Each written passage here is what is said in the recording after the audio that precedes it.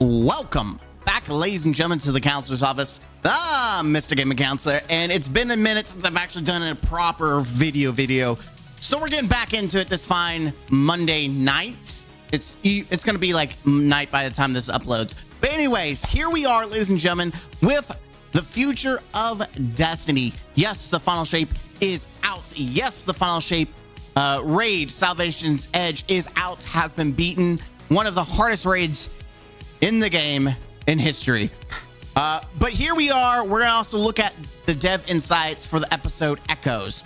We're gonna go down the line and look at it all together and see what Destiny has to offer. While the final shape is the capstone of the 10-year light and darkness saga that we turned the first page on back in 2014, we've got many stories left to tell, and that's where episodes come in. All right, so we're gonna watch this. I'm gonna pause this, and we're gonna watch. We're gonna look at the future, the journey ahead. Yeah, there we go. The journey, year 10 episodes, replacing seasons, supposedly. Episodes are telling singular stories that stand on their own, that are also building up mysteries for the future of Destiny. Okay. In the episodes, we introduced this single object of immense power. An echo is a direct result of the battle with the Witness. All of the darkness that was holding it together exploded out, colliding with the matter-making properties of light, manifesting all of these different memories inside of the Witness. Oh. This collision of darkness and light created this explosion, and so these echoes spread across the galaxy. I will say that as recording this, I've not beaten the 12-man activities, so I don't know exactly how the Witness is beat, so I'm eventually gonna play it.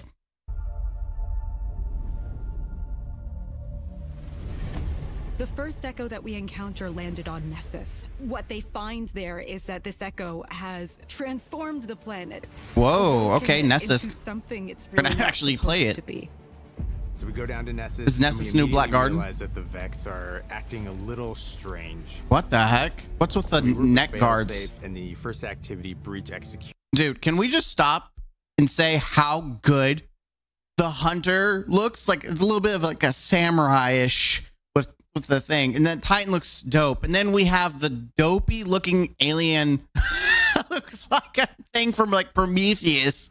What the dopey warlocks, man? Warlocks got nothing compared to these guys. And this is a 3-player activity, arena style, okay, kind of offensive that we haven't really done before. Arena style. You've got these big cool like geysers of radiolaria that explode out of the ground, and you need to cap them off while you're keeping the enemies at bay.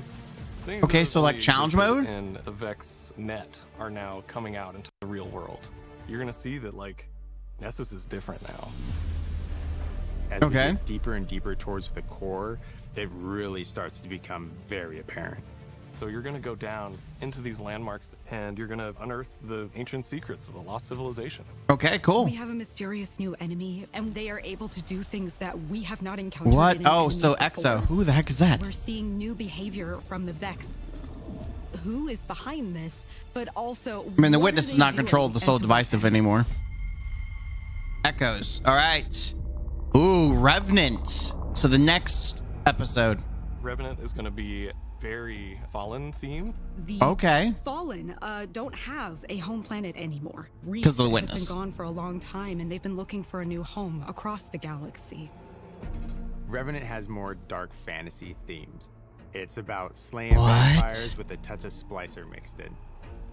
The player that's a Slayer Baron will learn that in Elixni culture, this was a role that was reserved for the most renowned monster hunters.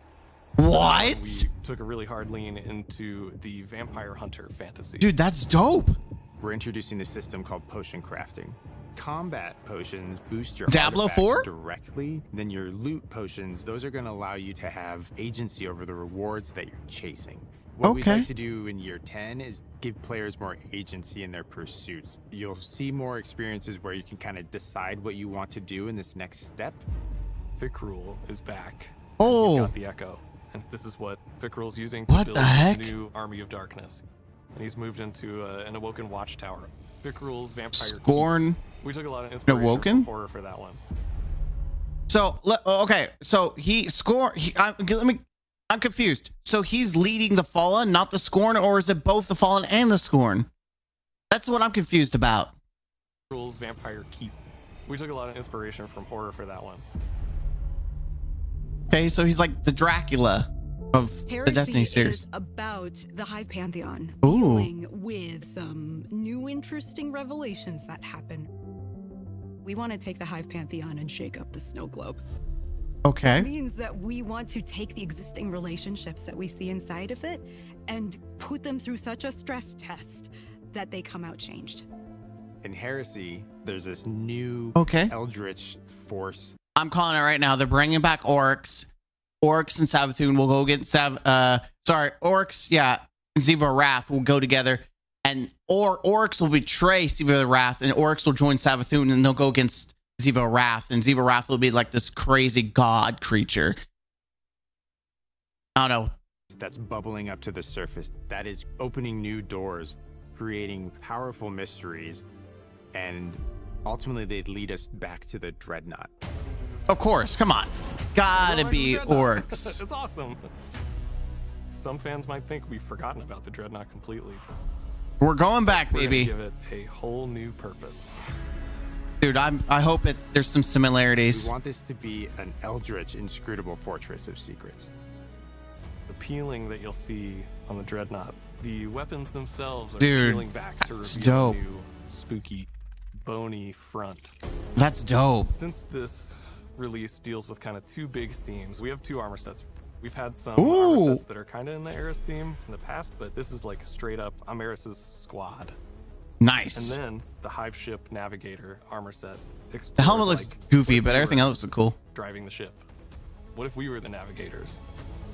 That's Oryx's theme. He's really a navigator. Realm. If you really liked the coil, you're going to love this new Dreadnought activity. Okay, great. With Because every the coil is episode, great. There are a ton of interesting twists and turns that I don't think anybody. Wait, is that Varix? Wait, that was Varix. What the heck? Turns that I don't think anybody's really going to suspect. We haven't seen anything like this in Destiny before, and I'm excited to get after it. Okay, so what happens after that? No way, they're gonna tell us. No shot. Year 11? Here's the big reveal. Codename Frontier. Their journey continues. Really, Bungie? Really? That's how you that's really gonna get people excited for next year. Okay, so just bait my general thoughts. This doesn't seem any different than Seasons. Like, I looked at the battle pass, and we'll probably go over it a little bit more, but I'm not really for certain we've moved away from like, it seems like a name change and maybe like an extension. Instead of having multiples back to back, it's just drawn out. Yeah, and we also don't even know if we're going to get any. Look, we're getting 2 dungeons, but we don't know if we're getting returning raids. Wrath of the Machine. We don't know. Echoes launch tomorrow, essentially. It represents the first of 3 self-contained narratives that are a direct result of the events at the end of the final shape. We're so excited to share new perspectives and characters in a galaxy forever changed. And I'm going to go get that on. Each episode will feature a 3-act arc that focuses on friends and foes, old and new. Each act will deliver activities that continue to expand over time alongside their expanding reward pools.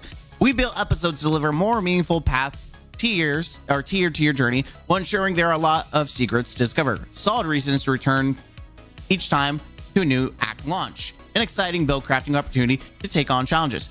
Things are only just getting started with Echoes. As Year 7, we will also feature additional episodes like Revenant, which focus on old enemies that back with many handful of new tricks. Heresy will dive back into the Dreadnought and shake up the Hive Pantheon. I'm not going to watch the Hive trailer just because I just want to go in blind. I just rather go in blind, to be honest. In addition, and I already kind of get the gist of it. In addition, the name episode, Echoes are mysterious objects of immense power born out of the epic clash between light and darkness. Saint 14 and Osiris at your side. Okay, so we get to see our boys. New New activities and mission launch in each act. Like every episode released in Year 7, Echoes will feature 3 acts, 6 weeks in length, with Act 2 launching on July 16th and Act 3 going live on August 27th. These are key points in which new quest chains will unfold alongside the addition of new activities that feature new rewards. In Act 1, you'll be introduced to a new 3-player breach executable activity. You'll test your metal, engage in combat. Yeah, we'll see. I mean, yeah, we're getting some neat... Like, I think the rewards are dope. The armor sets are dope, except Warlock. The Dawning's coming back. That's dope. Expanding artifacts in Season Pass. The seasonal artifact will also grow and offer new possibilities as each episode develops. While you get the new artifact early in the Final Shape campaign, there's plenty to unlock as you can experience, or as you earn experience and complete challenges. With the launch of Act 2, the artifact will have an additional row of perks added, with another one on the way with Act 3, as each brings 5 more powerful perks to the table. We believe the meta will shift in interesting ways over time. The Season Pass will also see an expanded path of pursuits as it powers up to 50 with each act release. This means you'll see the traditional 100 ranks as Act 1 launches and 50 added per act for a total of 200 unlocks and rewards to chase before the conclusion of the story. I will say that I'm glad that you're getting a little bit more bang for your buck. You're getting 200 versus 100. But at the same time, I hate that the catalyst for Red Death, like any exotic, it seems like it's going to be like that they put it into Act 2. So you have to wait for like 40 days to get a catalyst for a gun, which seems really stupid to me.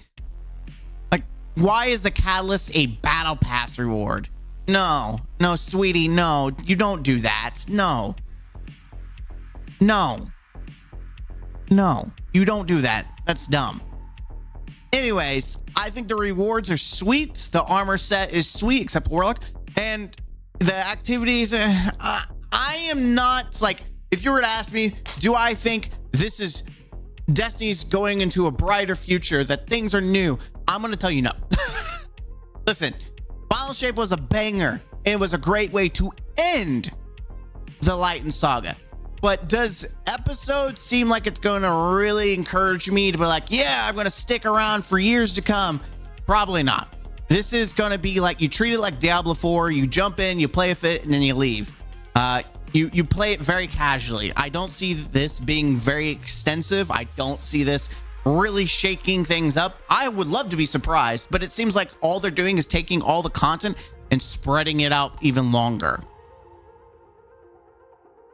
Like, I imagine what's going to happen is you're going to have Act 1 and you do all the missions at your own pace, but there's still a cap. Like, you're capped off at whatever missions they want you to do until the next act. So there is still a time gate. It's just you get to do maybe some, that's my guess. I'm just guessing. You get to do a certain amount of missions up front instead of having to week by week. You play whatever you want within that time limit of the act. And then you come back for the rest of it, which I do like that. Like, I know they're not going to release everything all at once, but I prefer the method of give me as many missions as I can do right off the rip, and then I'll come back at my own time. That way I can play other games. I can have a better experience with the game instead of having to sit there and come back every week for just a cutscene, which I hope that these are actual missions, not regurgitated, reusing the activity or reusing other assets. Like, we're actually getting missions, true missions. That's in order for me to give a crap about freaking season or episodes, they need to define themselves differently than actual seasons. And seasons were just like trinkles of like, here's a couple of things that are maybe a mission, but mostly just regurgitated, reused assets. It was boring, especially the season of Light Falls. It was garbage. The Coil is great. So hearing about the Dreadnought, which was my favorite expansion, was, King's Fall Raid was great, but the Taken King was just a fantastic expansion. I have fond memories of it. So going back to the Dreadnought, I'm actually excited for it. Vampires is neat. I definitely get Diablo 4 vibes with vampires and all that stuff because they had their own vampire season. You know what? We'll see what Bungie does, but I appreciate that they're going beyond, like, vampires in Destiny 2. Like, we have dragons. Who knows? Maybe we'll have zombies. I mean, the Hive could be turn into brainless zombies, or like we could have some crazy things going on. I'm going to be interested. I am interested to play the episodes, but I do not expect this to save Destiny. What's going to save Destiny is more content in the future, like something to show that, hey, we're going to carry the heat that we got from the final shape, the juice, and that's what you should expect. Maybe to a slighter downgrade degree. Obviously, this is the big finale, and I don't expect that to be the thing, but we have a good bar to set for the future expansions, at least Witch Queen level. I would say that we, for now, based on this DLC, should always get like Witch Queen level expansions until we get to the finale, and it should be more like Forsaken / the final shape. That's my opinion. Again, I'm very mixed. I don't see myself really, like, I'm going to cut back on Destiny. When I mean cut back, that means I'm not going to try to do every little thing, like every little triumph, every little collectible. Like, I'll go flawless on like dungeons and stuff like that, but I may not do day ones unless it's Wrath of the Machine, in which case I will get day one for Wrath of the Machine, because my God, I love that raid. It is my most favorite raid in all of Destiny history. I will do day one for that. I don't care if I have to request off. But outside of that, I think we are at the time of the decline for Destiny. A moment of like maybe just some downtime. I don't think it's gonna die, but it's definitely gonna dip off.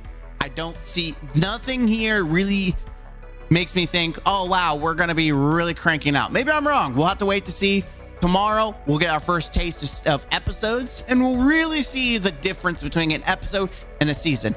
If they do a dramatic change, then they may very well pop off and make it to where we can wait until all the episodes are done, and then we get to a new expansion. We don't even know what's in 2025. I know Marathon's coming out in 2025.